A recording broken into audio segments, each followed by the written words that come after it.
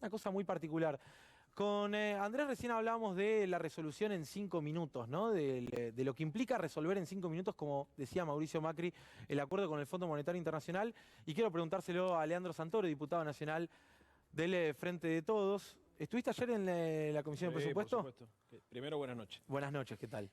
¿Cómo le va, Santoro? Sí, por supuesto, estuve. Y no lo viste a Milei. No estaba, mire. No estaba. No sé. No, no está bien. No. No estaba. Bien. ¿Vos formás parte de la Comisión de Presupuesto? No, ¿Y fuiste igual? fue igual, claro. ¿Por qué? Y porque iba el ministro de Economía a explicar los lineamientos generales del presupuesto nacional, lo lógico era estar presente. Primero, para acompañarlo, y en segundo lugar, para poder adentrarme en una discusión que creo que es la discusión más importante que tiene el Parlamento argentino. La ley más importante es la ley de presupuesto. La verdad que a mí también me llamó la atención que algunos diputados que hablan sobre temas económicos no hayan ido, porque hay otros diputados que cubren otros temas y bueno, es razonable. La comisión no permitía ni físicamente que estén los 257, pero... Bueno, Spert no forma parte de la comisión y fue. estuvo, claro, sí. Y es por economista. supuesto. Sí, claro, claro. Bien. ¿Y cómo lo ves? ¿El presupuesto? No, me parece que es un presupuesto equilibrado, expansivo, que tiene el objetivo claro de apuntalar la recuperación económica y además buscan razonablemente contribuir al equilibrio de las cuentas públicas para poder garantizar que en la Argentina la inflación deje de ser un problema, por lo menos en el mediano plazo. Así que, vos sabés, yo siempre digo lo mismo, o sea, nosotros tenemos que resolver dos conflictos que rara vez se dan de manera simultánea, que es el problema de la inestabilidad de precios y el problema de la reactivación económica. Países que tienen problemas de recesión no tienen problemas de inflación y países que tienen problemas de inflación no tienen el otro. O sea, acá tenemos los dos temas al mismo tiempo en un contexto además de discusión sobre un endeudamiento irresponsable que asumió la gestión anterior. Y agregarle la pandemia son las cuatro características que complican la cosa, pero el presupuesto trata, me parece a mí, de manera inteligente de abordar todo esto. ¿Te sorprendieron las declaraciones que yo mostraba recién de Alfredo Cornejo? Que dice, bueno, si Cristina no vota el acuerdo con el fondo, si no da su apoyo explícito, Juntos por el Cambio no lo vota. Y es un reduccionismo irresponsable. En principio hay que entender que si tenemos problemas con el Fondo Monetario Internacional es por los compromisos irresponsables que asumieron ellos. Entonces lo irresponsable es, después de haber sido parte de la coalición de gobiernos, desentenderse de la solución de ese conflicto. Vos pensás que nosotros estamos discutiendo con el Fondo Monetario Internacional una deuda que no solamente no contrajimos, sino que no sabemos dónde está, porque básicamente fue a la bicicleta financiera. Entonces yo creo que inclusive el radicalismo es consciente que eso sucedió durante la gestión de Macri. Y uno espera que quienes fueron parte de la coalición que generó este problema sean parte de la solución y no parte del problema. No me sorprendió porque es un poco la tónica donde se discute la política argentina, lamentablemente, ¿no? Las declaraciones de los dirigentes tienen como objetivo llamar la atención o ganar centímetros en los diarios o minutos en la televisión y no contribuir a la solución de los problemas. Sí, el tema es que estamos en una situación sumamente jodida como para... Digo, podés hacerlo por un lado, pero por otro lado te tenés que sentar, charlar y plantear todas las diferencias. A mí lo que más me sorprende es la irresponsabilidad con la que se declara, porque se va a los medios, se declaran estas cosas y lo peor de todo es que después tienen consecuencias, claro. Digo, son consecuentes con esas irresponsabilidades que dicen. Por supuesto que sí. A ver, uno ya está acostumbrado a que la política transite por este carril. En otros momentos de nuestra historia y en otras sociedades del mundo, este tipo de declaraciones tienen un costo social y político. Hoy estamos acostumbrados a que cualquiera diga cualquier cosa y que juegue con esta irresponsabilidad. Bueno, lamentablemente, digamos, vos haces bien en remarcarlo, yo ya me acostumbré, pero no tenemos que naturalizar que esta sea la forma de construir un vínculo con la sociedad. La política le tiene que dar tranquilidad a la sociedad y tiene que proponer soluciones a los problemas. No se tiene que montar sobre la chicana y tampoco tiene que jugar con fuego en un momento de la Argentina donde lo que se necesita es aportar soluciones y construir consensos para salir adelante. ¿Cintia? ¿Qué tal, Leandro? ¿Cómo estás? Buenas Bien, noches. Cintia. Bueno, recién repasábamos en la columna las víctimas de 2001, la sentencia, se están por cumplir 20 años, y la responsabilidad del Fondo Monetario en la crisis de 2001. Sí. Y la pregunta histórica y actualizada, ¿qué riesgo latente hay de repetir un 2001? No, las condiciones del 2001 son irrepetibles, entre otras cosas, porque la Argentina algunas soluciones de fondo consiguió. O sea, vos pensás que en ese momento digamos, la paridad cambiaria hacía que mucha gente estuviese endeudada en pesos que eran pesos dólares y al mismo tiempo los depósitos en pesos eran convertibles a dólares. Hoy eso no sucede, los encajes en dólares son altos, los depósitos en dólares están apalancados además con exportadores que generan dólares genuinos y comerciales. Está el fondo, lo único, ¿no? Bueno, a ver, el Fondo Monetario Internacional lo trajo la gestión anterior. pero insisto con algo, el fondo obviamente que siempre recomienda políticas ortodoxas para los países que asumen con ellos créditos de cualquier característica. Ahora, el problema de los argentinos y de las argentinas, como sociedad. Yo te voy a decir una cosa, cuando nosotros en el 2018 dijimos que era una locura ir al Fondo Monetario Internacional y que lo que había que hacer era poner los controles de cambio que pusieron después, que Macri puso después. Sí, pero con 44.000 millones de dólares Pero menos. claro, se fugaron, claro, que es la fuga que hay entre mayo del 2018 y septiembre del 2019. Lo decíamos porque sabíamos que este problema se iba a generar. O sea, nosotros decíamos que era malo ir al Fondo Monetario Internacional porque justamente veíamos lo que estaba pasando, lo que había pasado con la deuda que se había contraído con los acreedores privados y veíamos además cómo habían cambiado las reglas de juego a partir de la incorporación de la ortodoxia económica. ¿Pero a qué te referís cuando decís el problema de los argentinos y argentinas? Bueno, a ver, Macri, cuando asume la presidencia, propone un programa neoliberal. Y cuando propone incluso la incorporación de la Argentina al fondo, fuimos muy pocos los que dijimos que era una locura. A mí me llamó la atención también en ese momento, porque también uno creía que habíamos aprendido que al fondo, a ver, cuando Néstor Kirchner le paga al Fondo Monetario Internacional, lo que dice es imposible para un país soberano construir un modelo de desarrollo industrial si tenés estos tipos auditando de las cuentas públicas todos los días. ¿Te acordás que venían cada 6 meses? O sea, nosotros nos olvidamos. Pero la verdad que era insoportable el Fondo Monetario Internacional, te auditaba todo el tiempo, te decía lo que podías hacer, lo que no podías hacer. Uno tenía la sensación que hasta la derecha había entendido que ese no era el camino, ¿no es cierto? A mí me sorprendió la poca reacción popular que hubo en ese momento. Nosotros fuimos muy duros, yo me acuerdo... Sí, la transmisión de que era una buena noticia, ¿no? Claro. Sí, que era histórico el grado de confianza. Para mí, la conferencia de prensa, donde él además vende eso, como el blindaje, como si fuese, viste, el mundo confía en nosotros, nos va a dar 44.000, en realidad eran 57.000, primero eran 40.000 y después lo ampliaron. Claro, para mí fue, inclusive, porque además cuando vos ves las caras, vengo de la presentación del libro de Mendiguren, que se llama justamente 2001-2021. Y en la presentación, el Vasco hizo un video donde habían distintas noticias y relatos de voz, de audio de los protagonistas de la historia. Son los mismos. Son los mismos, o sea, Patricia Burri, o sea, es lo mismo, el macrismo son los mismos, exactamente los mismos. Entonces a mí, y los periodistas también son los mismos, los formadores de opinión también son los mismos. ¿Y ahora qué se hace, Leandro? El otro día hubo ahí un diálogo público entre el presidente de la Nación y la vicepresidenta en el acto del Día de la Democracia, la vicepresidenta marcando que, bueno, el Fondo Monetario tiene que garantizar que se pueda traer todo el dinero que se fugó, algo que parece difícil. Hay que acordar, no hay que acordar, hay una sola posición en el gobierno. Mira, ni Cristina dice que hay que defoltear, ni Alberto dice que hay que ajustar. Digamos, todos entendemos lo que hay que hacer. Hay que negociar con el Fondo Monetario Internacional un acuerdo que sea sostenible para la Argentina. ¿Y eso qué significa? Que sea, primero, socialmente sostenible. Socialmente. Quien no entiende que el principal desequilibrio que tiene la Argentina es el desequilibrio social, no entiende nada. Y esto no le sirve a nadie, digamos, ¿no? Un programa económico que termina generando más pobreza o que termina produciendo más desempleo, no le sirve a nadie. En segundo lugar, que permita generar condiciones de crecimiento, para generar dólares no solamente para pagar la deuda, sino para generar dólares para poder financiar un proceso de expansión económica. Si la Argentina quiere redistribuir el ingreso, tiene que pensar que necesita contar con los dólares necesarios para poder financiar ese proceso de crecimiento. Cuando la Argentina crece, demanda dólares. Si vos querés que la gente consuma más, que la gente... ¿Y de dónde los vas a sacar esos dólares? Bueno, de las exportaciones, tenés que tener una mirada estratégica. Esto es mercado interno y exportaciones, las dos cosas. Ahora, Leandro, que... Entonces, el primer punto es resolver los compromisos que esta gente asumió, porque no se trata solamente de un volumen de dinero impagable, se trata de un cronograma de vencimientos impagables, que te hace entrar en un default en poco tiempo, porque el cronograma de casi 20.000 millones de dólares que tenemos que garpar el año que viene es imposible. Es más que todas el saldo comercial de la balanza que tuvimos este año. Que fue récord. Que fue récord encima. Entonces, nosotros tenemos que entender que el problema real es que la Argentina tiene una estructura productiva desequilibrada y una tendencia a la bimonetarización.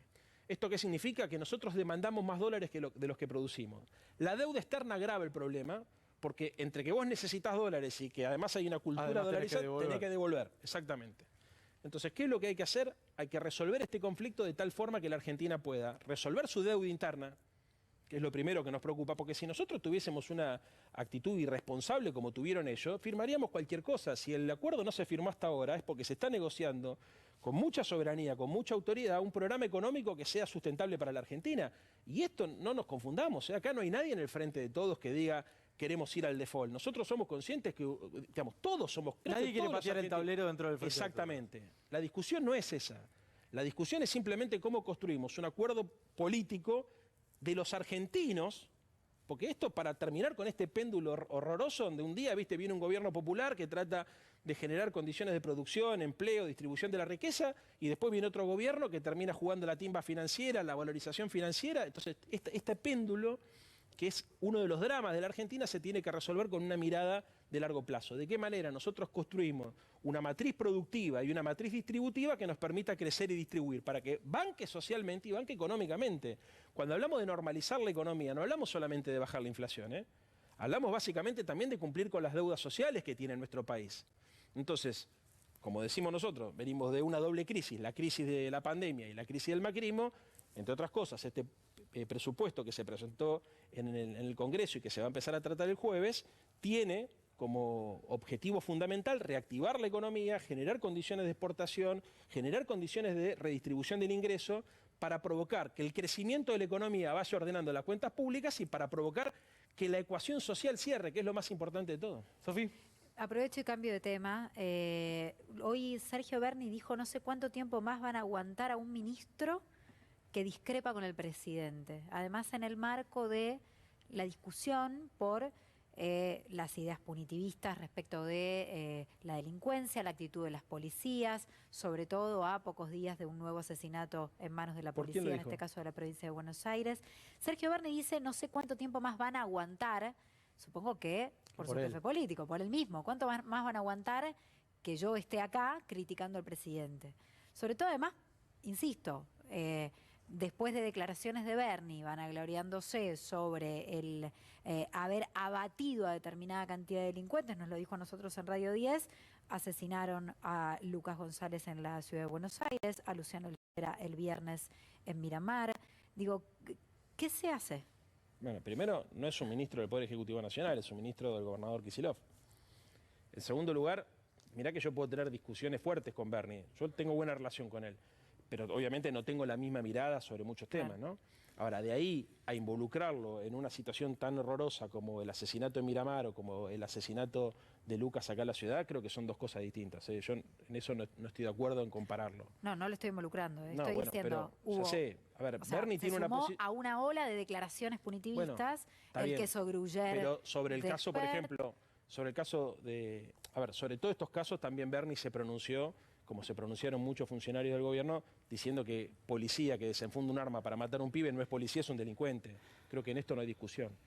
Después yo te voy a ser muy franco, o sea, yo soy de otro distrito, a mí me cuesta opinar sobre lo que tiene que hacer el gobernador de la provincia de Buenos Aires, no correspondería que lo haga. Yo no había escuchado las declaraciones de Berni. En todo caso hay que preguntarle a él qué quiso decir, si habló de sí mismo, si habló de otro, no lo sé. Leandro, sigo dentro del Frente de Todos en la temática. ¿Estuviste el viernes en la plaza? Sí, claro. ¿Y cómo lo viste?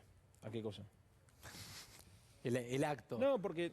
La movilización. Yo decía el otro día, bueno, da la impresión que el gobierno se levanta con un poco más de espalda, incluso por, bueno, la enorme cantidad de gente que asistió a Plaza de Mayo y sobre todo, como viste los discursos. El de Cristina, que hace mucho que no hablaba, y posteriormente el de Alberto, porque viste que siempre hay diversas interpretaciones.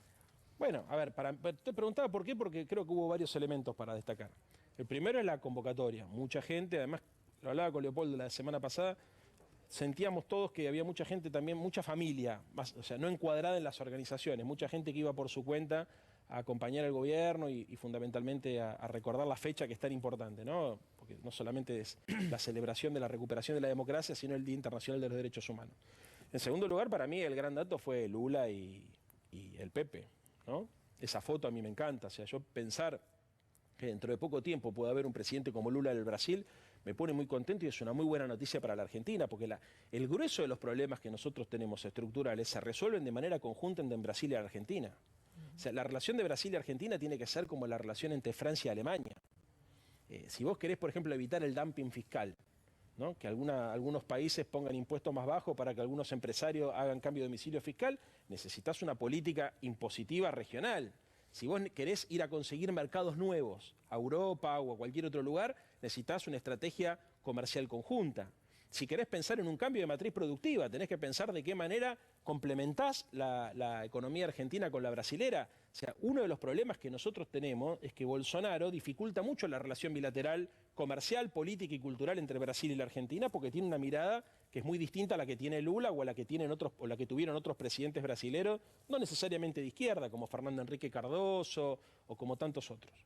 Entonces, para mí eso es muy importante. Y en términos de los discursos, me parece que el Frente de Todos tiene una característica, que es que discute en público y se banca las discusiones, y para mí son discusiones que suman. O sea, Cristina diciendo lo que dijo y Alberto diciendo lo que dijo después, es un diálogo que por ahí no estamos habituados a tener, pero que yo creo que si vos te pones a pensar es un diálogo que suma, porque terminaron diciendo exactamente lo mismo, contestando, digamos, las preguntas que muchos se hacían. Cristina tiene una posición refractaria en relación a un acuerdo con el fondo, Alberto tiene una posición más ajustadora, ninguna de las dos cosas.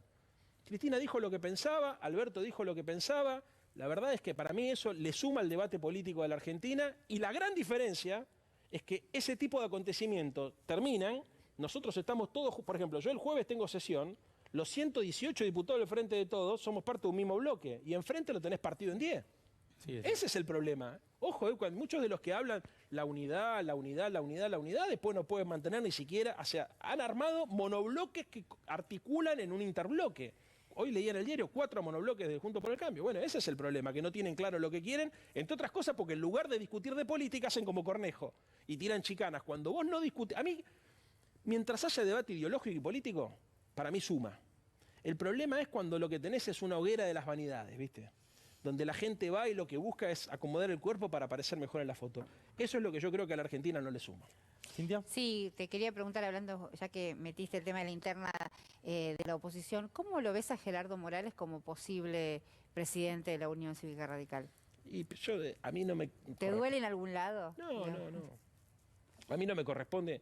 Yo me siento alfonsinista, voy a hacer toda mi vida. Yo se lo decía a Cristina la vez pasada, que uno se define siempre en función de su primer amor. Viste que hay gente que dice yo soy kirchnerista, otros te dicen yo soy peronista, otros son peronistas kirchneristas, otros kirchneristas peronistas. Bueno, kirchnerista de Néstor, peronista claro. de Perón, sí.